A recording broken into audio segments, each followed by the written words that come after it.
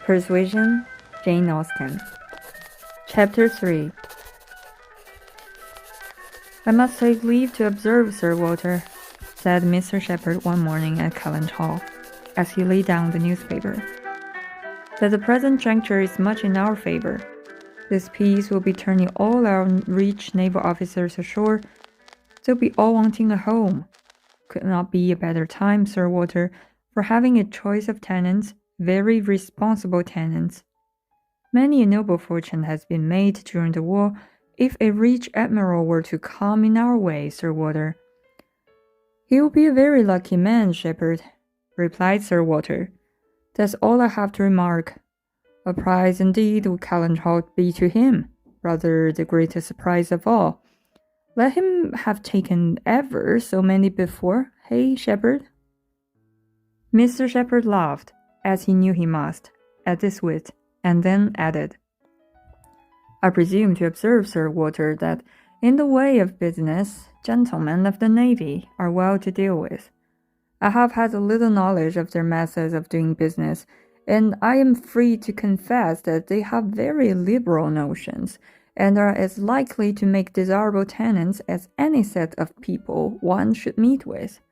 Therefore, Sir Walter, what I would take leave to suggest is that, if in consequence of any rumors getting abroad of your intention, which must be contemplated as a possible thing, because we know how difficult it is to keep the actions and designs of one part of the world from the notice and curiosity of the other.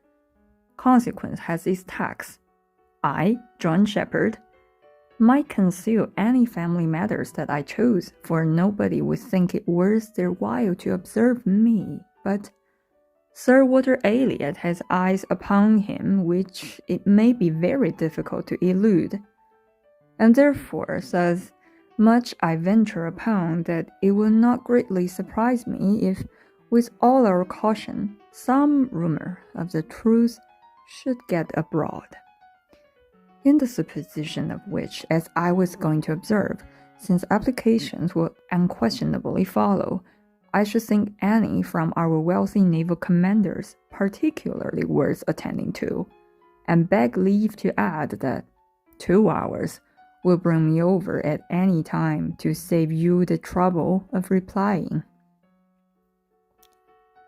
Sir Walter only nodded, but soon afterwards, rising and pacing the room, he observed sarcastically, "There are few among the gentlemen of the Navy, I imagine, who would not be surprised to find themselves in a house of this description. They will look around them, no doubt, and bless their good fortune," said Mrs. Clay, for Mrs. Clay was present. Her father had driven her over, nothing being of so much use to Mrs. Clay's health as a drive to Kellynch. "But I quite agree with my father in thinking a sailor might be a very desirable tenant. I have known a good deal of the profession, and besides their liberality, they're so neat and careful in all their ways. These valuable pictures of yours, Sir Walter, if you chose to leave them, would be perfectly safe. Everything in and about the house would be taken such excellent care of. The gardens and shrubberies would be kept in almost as high order as they are now. You need not to be afraid, Miss Elliot, of your own sweet flower gardens being neglected." "As to all that," rejoined Sir Walter coolly, "supposing I were induced to let my house, I have by no means made up my mind as to the privileges to be annexed to it. I am not particularly disposed to favor a tenant. The park would be open to him, of course, and few Navy officers or men of any other description can have had such a range. But what restrictions I might impose on the use of the pleasure grounds is another thing. I'm not fond of the idea of my shrubberies being always approachable, and I should recommend Miss Elliot to be on her guard with respect to her flower garden. I am very little disposed to grant a tenant of Kellynch Hall any extraordinary favor, I assure you, be he sailor or soldier. After a short pause, Mr. Shepherd presumed to say, in all these cases, there are established usages which make everything plain and easy between landlord and tenant. Your interest, Sir Walter, is in pretty safe hands. Depend upon me for taking care that no tenant has more than his just rights. I venture to hint that Sir Walter Elliot cannot be half so jealous for his own as John Shepherd will be for him. Here Anne spoke. The Navy, I think, who have done so much for us, have at least an equal claim with any other set of men, for all the comforts and all the privileges which any home can give. Sailors work hard enough for their comforts, we must all allow. Very true, very true. What Miss Anne says is very true, was Mr. Shepherd's rejoinder, and, oh, certainly, was his daughter's. But Sir Walter's remark was, soon afterwards, the profession has its utility, but I should be sorry to see any friend of mine belonging to it. Indeed, was the reply, and with a look of surprise. Yes, it is in 2 points offensive to me. I have 2 strong grounds of objection to it. First, as being the means of bringing persons of obscure birth into undue distinction, and raising men to honors which their fathers and grandfathers never dreamed of. And secondly, as it cuts up a man's youth and vigor most horribly. A sailor grows old sooner than any other man. I have observed it all my life. A man is in greater danger in the Navy of being insulted by the rights of one whose father his father might have disdained to speak to, and of being prematurely an object of disgust himself than in any other line. One day, last spring, in town, I was in company with 2 men, striking instances of what I am talking of. Lord St. whose father we all know to have been a country curate without bread to eat. I was to give in place to Lord St. and a certain Admiral Baldwin, the most deplorable-looking personage you can imagine. His face, the color of mahogany, rough and rugged to the last degree. Oh, lines and wrinkles, 9 gray hairs of a side, and nothing but a dab of powder at top. In the name of heaven, who is that old fellow? Said I to a friend of mine who was standing near. Old fellow? Cried Sir Basil. It is Admiral Baldwin.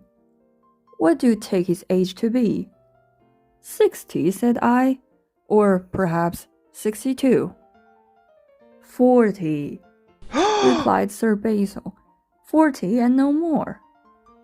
Picture to yourself my amazement. I shall not easily forget Admiral Baldwin. I never saw quite so wretched an example of what a seafaring life can do. But to a degree, I know it is the same with them all. They are all knocked about, and exposed to every climate, and every weather, till they are not fit to be seen. It is a pity they are not knocked on the head at once, before they reach Admiral Baldwin's age. Nay, Sir Walter, cried Mrs. Clay. This is being severe indeed. Have a little mercy on the poor man. We're not all born to be handsome. The sea is no beautifier, certainly. Sailors do grow old betimes. I have observed it. They soon lose the look of youth, but then, is not it the same with many other professions, perhaps most other? Soldiers, in active service, are not at all better off, and even in the quieter professions, there is a toil and a labor of the mind, if not of the body. which seldom leaves a man's look to the natural effect of time. The lawyer plods, quite careworn. The physician is up at all hours and traveling in all weather, and even the clergyman. She stopped a moment to consider what might do for the clergyman. And even the clergyman, is obliged to go into infected rooms and expose his house and looks to all the injury of a poisonous atmosphere. In fact, as I have long been convinced, though every profession is necessary and honorable in its turn, it is only the lot of those who are not obliged to follow any who can live in a regular way, in the country, choosing their own hours, following their own pursuits, and living on their own property, without the torment of trying for more. It is only their lot, I say, to hold the blessings of health and a good appearance to the utmost. I know no other set of men but would lose something of their personableness when they cease to be quite young. It seemed as if Mr. Shepherd, in this anxiety to bespeak Sir Walter's goodwill towards a naval officer as tenant, had been gifted with foresight. For the very first application for the house was from an Admiral Croft, with whom he shortly afterwards fell into company in attending the quarter sessions at Taunton, and indeed, he had received a hint of the Admiral from a London correspondent. But the report which he hastened over to Kellynch to make, Admiral Croft was a native of Somersetshire, who, having acquired a very handsome fortune, was wishing to settle in his own country, and had come down to Taunton in order to look at some advertised places in that immediate neighbourhood, which, however, had not suited him. That accidentally hearing of the possibility of Kellynch Hall being to let, and understanding his, Mr. Shepherd's connection with the owner, he had introduced himself to him in order to make particular inquiries, and had, in the course of a pretty long conference, expressed as strong an inclination for the place as a man who knew it only by description could feel, and given Mr. Shepherd, in his explicit account of himself, every proof of his being a most responsible, eligible tenant. And who is Admiral Croft? Was Sir Walter's cold, suspicious inquiry. Mr. Shepherd answered for his being of a gentleman's family, and mentioned a place, and Anne, after the little pause which followed, added, "He's a rear admiral of the White. He was in the Trafalgar action and has been in the East Indies since. He was stationed there, I believe, several years." "Then I take it for granted," observed Sir Walter, "that his face is about as orange as the cuffs and capes of my livery." Mr. Shepherd hastened to assure him that Admiral Croft was a very hale, hearty, well-looking man. A little weather-beaten, to be sure, but not much, and quite a gentleman in all his notions and behavior. Not likely to make the smallest difficulty about terms, only wanted a comfortable home, and to get into it as soon as possible. Knew he must pay for his convenience, knew what rent a ready-furnished house of that consequence might fetch, should not have been surprised if Sir Walter had asked more, had inquired about the manor, would be glad of the deputation, certainly, but made no great point of it. Said he sometimes took out a gun but never killed, quite the gentleman. Mr. Shepherd was eloquent on the subject, pointing out all the circumstances of the Admiral's family which made him peculiarly desirable as a tenant. He was a married man, and without children, the very state to be wished for. A house was never taken good care of, Mr. Shepherd observed, without a lady. He did not know whether furniture might not be in danger of suffering as much where there was no lady as where there were many children. A lady without a family was the very best preserver of furniture in the world. He had seen Mrs. Croft too. She was at Taunton with the Admiral and had been present almost all the time they were talking the matter over. And a very well-spoken, genteel, shrewd lady she seemed to be, continued he. Asked more questions about the house and terms and taxes than the Admiral himself, and seemed more conversant with business. And moreover, Sir Walter, I found she was not quite unconnected in this country any more than her husband. That is to say, she is sister to a gentleman who did live amongst us once. She told me so herself. Sister to the gentleman who lived a few years back at Monkford. Bless me, what was his name? At this point I cannot recollect his name. So I have heard it so lately.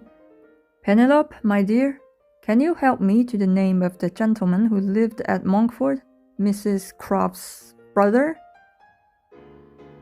But Mrs. Clay was talking so eagerly with Miss Elliot that she did not hear the appeal. I have no conception whom you can mean, Shepherd. I remember no gentleman resident at Monkford since the time of old Governor Trent. Bless me, how very odd. I shall forget my own name soon, I suppose. A name that I am so very well acquainted with. Knew the gentleman so well by sight, seen him 100 times, came to consult me once.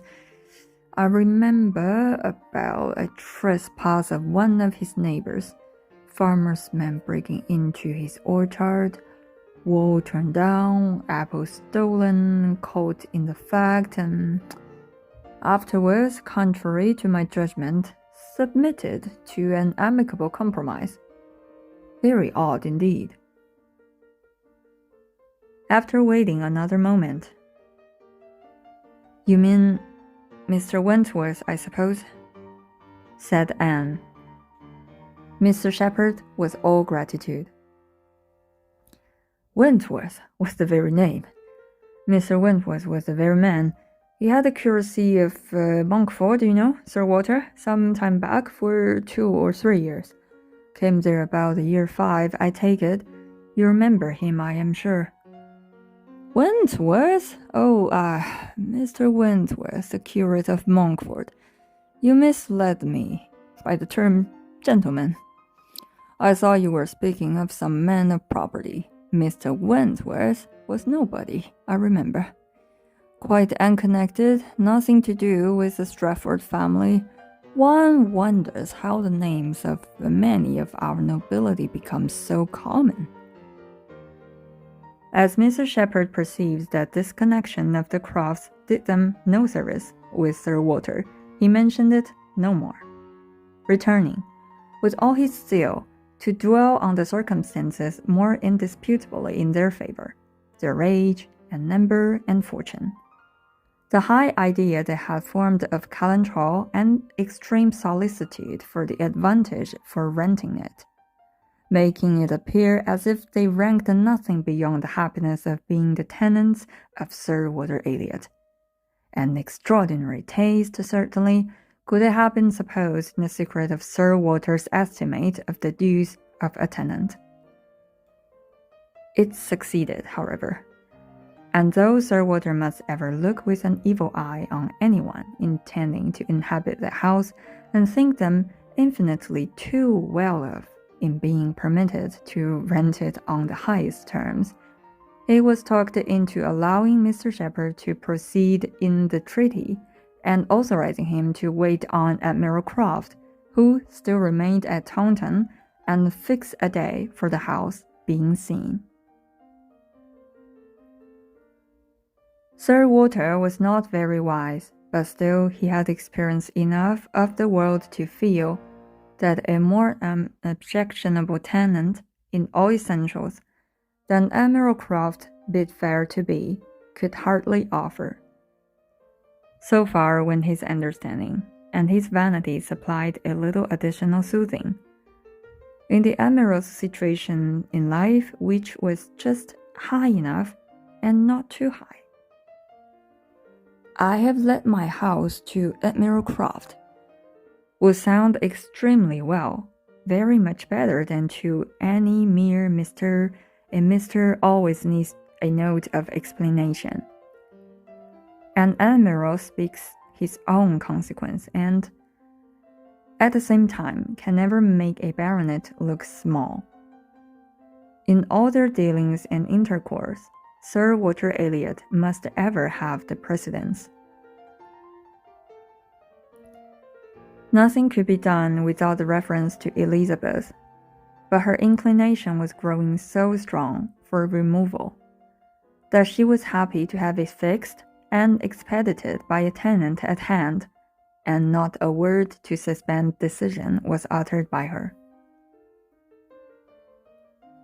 Mr. Shepherd was completely empowered to act, and no sooner had such an end been reached than Anne, who had been a most attentive listener to the whole, left the room, to seek the comfort of cool air for her flushed cheeks, and as she walked along a favorite grove, said, with a gentle sigh, "A few months more, and he, perhaps, may be walking here."